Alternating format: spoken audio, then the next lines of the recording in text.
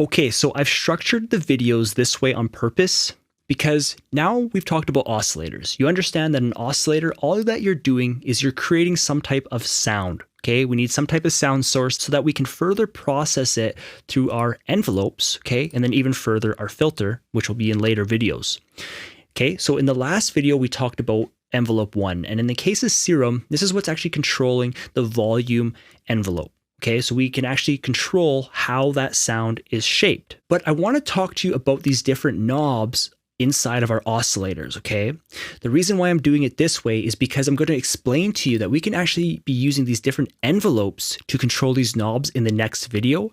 But it's important that you understand, what these knobs are doing before we're actually controlling them. So let's talk about detune. So what does detune do? So first of all, we got to talk about voices, okay? So right now it says unison, okay? Again, if we go to silent 1, and I'm going to keep bouncing back and forth so that you get a better understanding. You can see that right here, we have voices, okay? And we come back to, again, serum. They're calling it unison, okay? So what's happening is when I press a note, we are actually only getting one voice. We're getting one voice, okay? If I start to increase unison, you can see that it's adding voices in. And then what's happening is detune is the next, okay? You see how they go together. So right now we have 3 voices, okay? So we have 2 greens and then 1 in the center, which is 3 voices, okay? And I'm just pressing one note. And so what detune does is I believe that it pitches these voices differently, okay? So in this case, let's just say that it keeps the yellow one. It doesn't touch that pitch. But then if we go to the green one on the left, well, it's going to maybe, let's say, pitch it down. We go to the green one on the right, it's going to maybe pitch it up a little bit. And depending on how much detune you use, okay, it's going to be more or less prominent. So for example, I just have 3 voices. I play a sound. There should be no difference. Okay, I'm going to increase detune. You hear how it starts wobbling. If I start increasing more voices, we start getting a really thick kind of sound. Okay, let's go like 7, okay? Bring back the detune just a little bit. And for example, now let me go to a different waveform. It's going to make it more prominent, okay? Because a sine wave, again, is only a single frequency. Once we get into other waveforms, there's more frequencies, as you can see in the analyzer. So let's turn down the detune. You can hear that it's like dead center. Okay, let's increase that detune. Okay. So again, detune, depending on the amount of voices you have, okay, unison is what serum is calling it, then we adjust our detune, okay? And this can make a really thick kind of sound. If you go too much, it sounds out of pitch, it sounds bad. But this is how, you get a lot of those kind of dance kind of leads, okay? So that is detune. The blend is just how much you want it to be. Like you can make it really, really out of pitch and just kind of bring it back. Or you can have it at full. But you can hear it, that sounds really bad, right? It's like out of pitch. So in this case, there's too much detune. Bring it back. That sounds not bad, okay? Now how the phase works is this determines whenever you press a note, okay, where it actually plays on the waveform. Okay, so for example, if I were to play it right here, it's going to play at the very, very beginning of this waveform. If I bring it over here, okay, it's going to play right there. And that's all phases, okay, where you are actually playing on the waveform.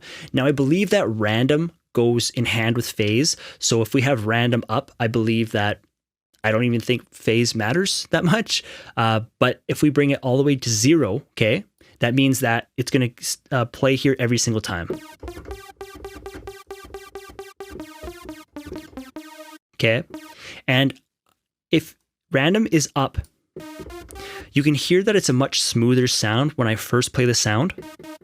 And if I bring random back, it kind of has a weird kind of sound to it at the very, very beginning of the sound.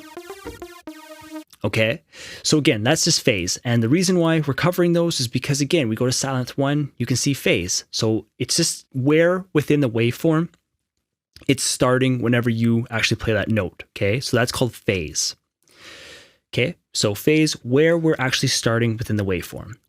Now the wavetable position, now, for example, Silent 1 would not have this because Silent 1 is not a wavetable synthesizer, but Serum is.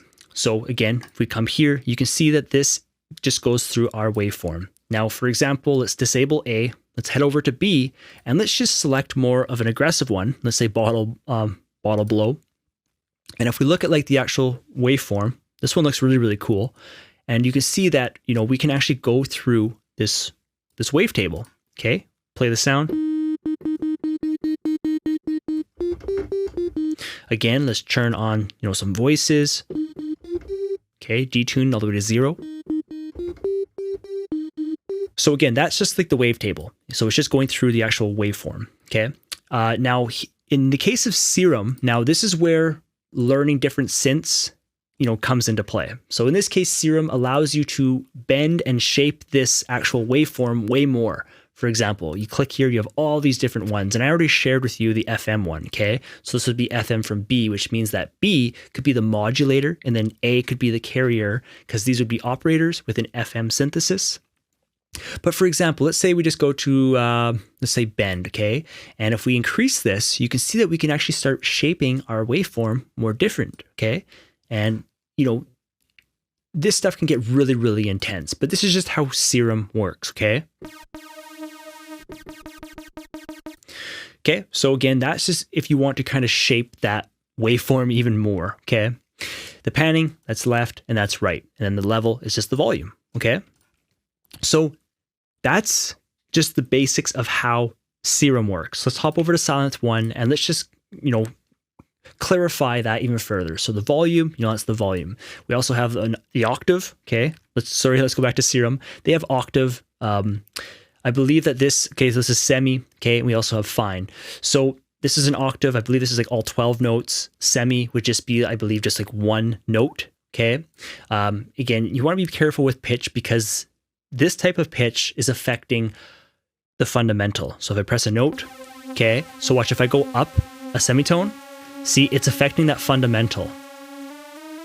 Okay, but if I were to adjust an octave, so for example, let's say I enable B, let's say I put this one an octave up and then leave this here. So these are going to be in the same pitch because what's happening is, let's say I play C5, well, this one's playing C6 because it went up an octave, and this is playing C5. So, you know, all it's doing is it's just doubling the frequency. Okay, so for example, A4 is 440 hertz, A5 would be 880 hertz, but then A3 would be 220 hertz, okay? That's why you can go up an octave or down an octave, and these would be in pitch. You might be able to get away with a little bit of fine adjustment, okay? But again, you want to be careful because that's adjusting the fundamental.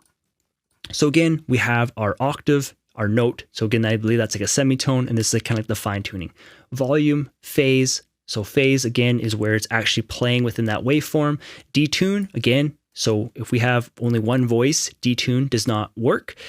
We actually have to have more voices for detune to kick in. Stereo is just how wide the sound is. With the pan knob, for example, you can pan like oscillator A1, like all the way left, and then oscillator A2, like all the way right or something, or anywhere in between there. And you can create really, really cool sounds, okay?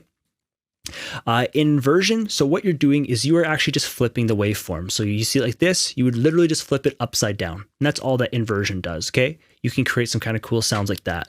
Voices, again, that's just like the unison inside of Serum. So for example, if I play C5, it's actually playing 3 notes instead of 1, okay? So up here, you can see voices.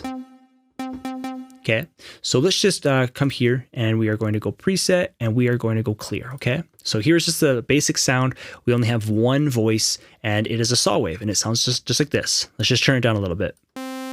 Okay, so that is a saw wave. So if I just play one note, what's gonna happen is we only have one voice, which means that we are gonna only have one voice up here, okay?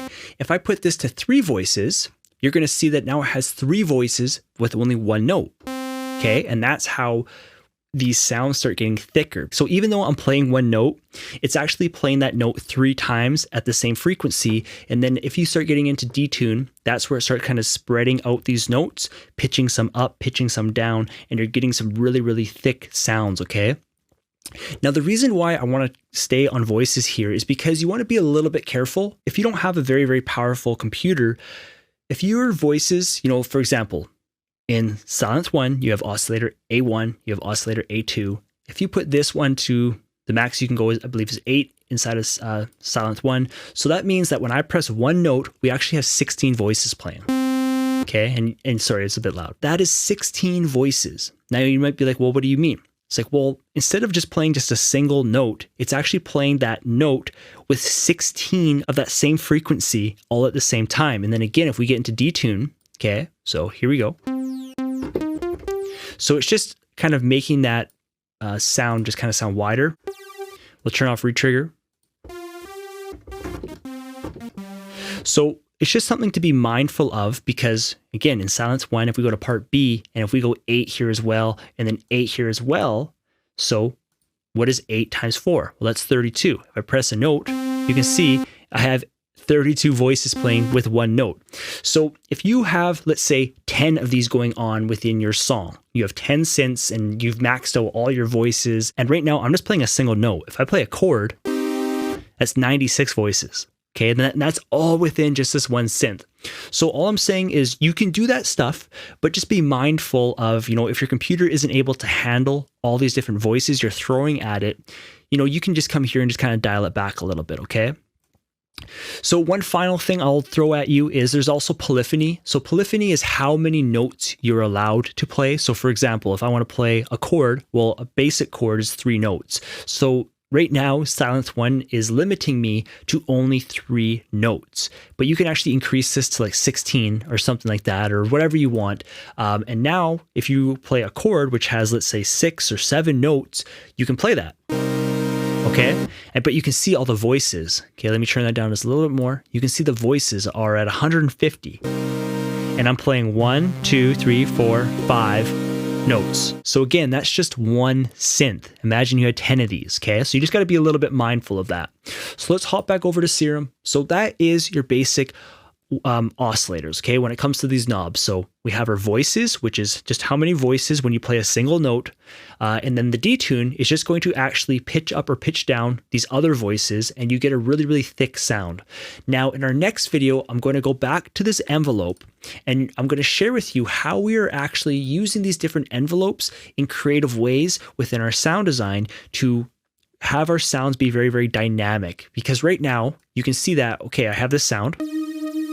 Let's just play oscillator A, okay? So right now the knobs, they're static. They're going to stay here forever. Well, within music production, it's nice to have knobs that move and stuff like that because that just allows like your sounds to kind of have movement and be more dynamic and have more flavor, okay? And that is where envelopes and even LFOs and stuff come in, okay? We're going to cover that in our next video.